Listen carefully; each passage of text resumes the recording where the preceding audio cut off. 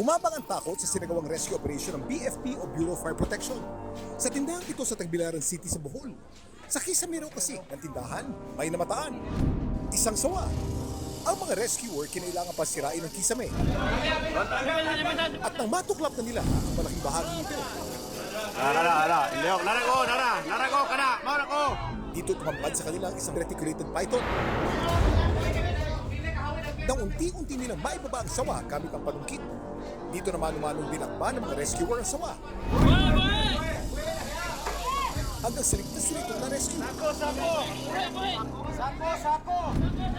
Ang sawa na tinataya nasa 35 kilos sa timbang, tinurn over nila sa mga eksperto sa DNR.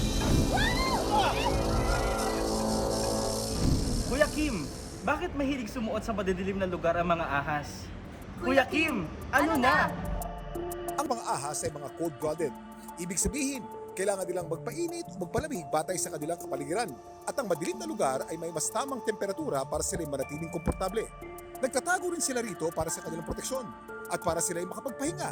Sakali namang may makakalusot na ahas sa ating tahanan o pinagtatrabahuan, ano ang dapat gawin?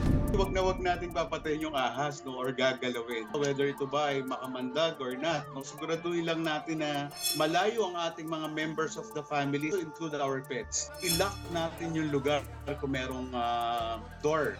Kasi these are really shy, no? Unless provoked. Barangay muna kasi hindi naman alam kagad ng ibang tao na DNR ang dapat nilang tawagan. Let our barangay call the specific agency. Number one is housekeeping.